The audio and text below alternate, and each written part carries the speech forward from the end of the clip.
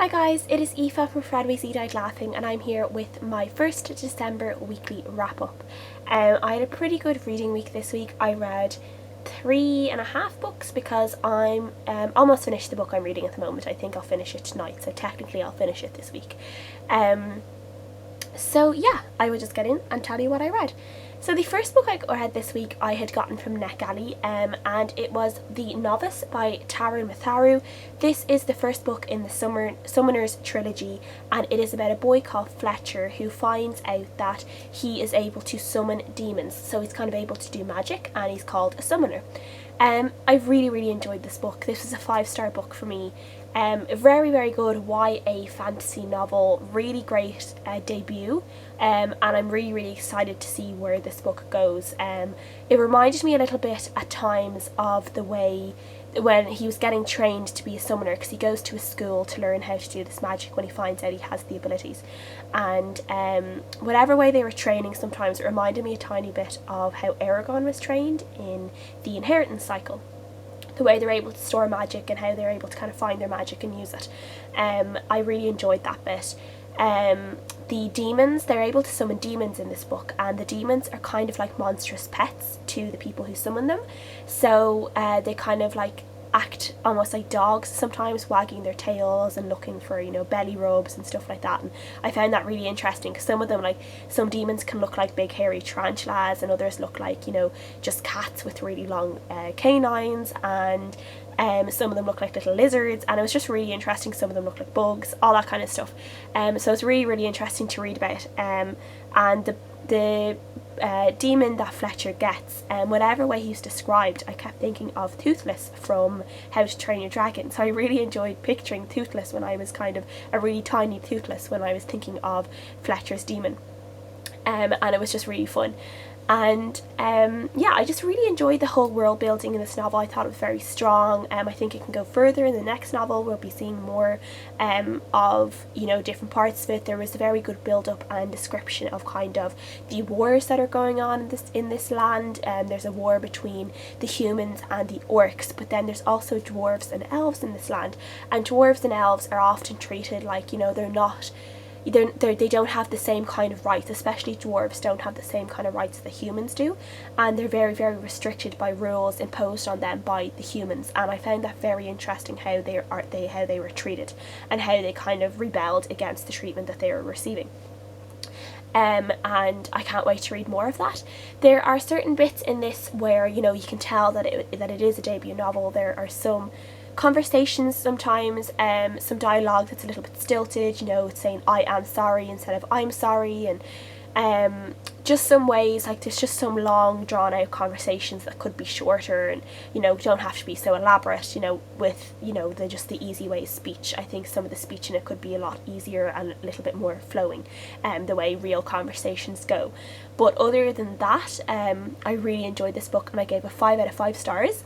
And as soon as I finished it, I went on and read the novella called Origins, and this is about a certain character, a certain kind of teacher character in the Novice, and it is about how he started off and how when he first realised he was also a summoner, and how he kind of went on. And his was pretty interesting because with his book there wasn't such a rush to do the training because there wasn't this war on that there is in the Novice.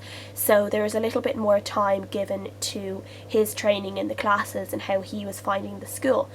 So I thought that was a really great I thought it was just really great to read about, because there were just some things that, you know, were rushed in the Novice that weren't rushed in Origins. And it is a novella, but it's 100 pages long, so it's a quite decently sized novella as well. And all the covers in this series are absolutely beautiful. I'll put up pictures of them, they're absolutely gorgeous, and the same with the one that's coming out next year that I actually cannot wait for now. It is called The Inquisition, I think, and it's just such a beautiful cover. I could stare at these covers all day. I think they're just absolutely beautiful, and I'm just really looking forward to that book. After Origins, I picked up You by Caroline Kepnes. A lot of people probably know what this book is about because it's been going on, it's going around BookTube for a while now. and it is about a boycott. It's told by a man called Joe, who becomes obsessed with this girl who walks into his shop, and he starts stalking her and kind of becoming really, really obsessed about her and really weird about her. But the thing is, this book is told through second person narrative, so it's saying, I watched you walk into my shop, and I watched you go home, and I watched you undress, and I watched you do this, and I watched you do that. And it's really, really interesting.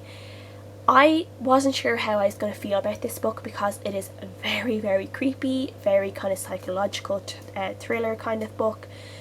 The first quarter of the book, I basically felt really slimy and really kind of gross because of the way, you know, because we were being told everything by Joe kind of from his point of view, and it was just a really creepy read.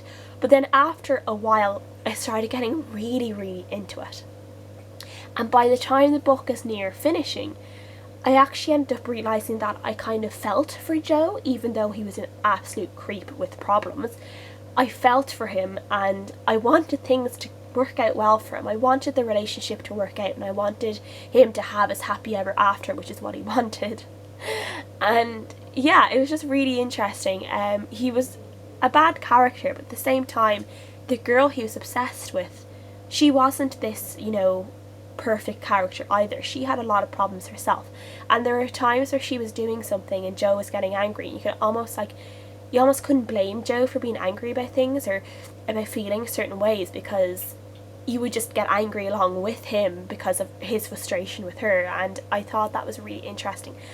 The book is really, really compelling, and it's really, really well written, but I think the magic of the book lies in how the author is able to make you sympathise for such a horrible character. You know, I sympathise, and I know other people have sympathised with Joe, and you kind of come out of it thinking, like, is there something wrong with me that I like Joe? Like, does this mean that, like, I have to I think you kind of start asking questions about yourself and how you feel about things.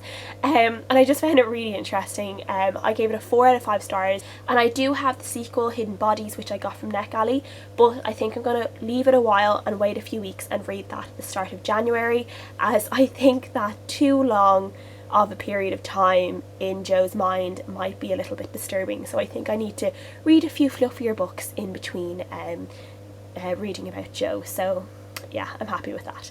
And the book I am reading at the moment, I'm about 64% in, and I'd be surprised if I didn't finish tonight. I think if I kind of dedicate a portion of time this evening to finish this book, I will. But it's Too Many Cooks by Dana Bate. This book is also a book I got off NetGalley, so thank you for NetGalley for all the wonderful books that I wasn't able to read because of you. This is kind of a chick list kind of book, and I felt I needed something a little bit fluffy, a little bit kind of, you know, that kind of style of writing after reading you. So I wanted something a little bit lighter, a little bit fluffier. So I decided to pick this one up. I had it on my December TBR, so I decided that one was going to be the one I had to read. So this is about a girl called Kelly, and she is a ghost cookbook writer. So basically means she connects up with some famous chefs or famous TV personalities, and she discusses cooking with them, tries out recipes they're talking about, and she helps them write their cookbooks. And this is about Kelly, whose mum just passed away, and she ends up getting a letter from her mum, and her mum has kind of told her that she's leading a little bit of a boring life and she should shake things up a little bit if, you know, she doesn't want to end up with a life full of regrets. So Kelly ends up getting a call one of the very next day asking her to move to London for a year to write a cookbook for a very famous American TV actress who is living in London. So Kelly ends up breaking up with her boyfriend and moving over to London and kind of living the dream, cooking for this TV or this movie actress. But things aren't really, you know, as good as they seem, and, you know, it's kind of one of those things of never meet your heroes kind of thing. So at the moment it's going pretty well. There's also a bit of a storyline where, you know, there's a little bit of a flirtation between Kelly and the movie actress's husband, who is a politician. And I'm not totally crazy about that because, you know, there's the whole marriage issue, and I'm kind of like, you know, when you kind of have this storyline that probably involves a bit of cheating, I'm never totally happy with that, as a lot of people aren't.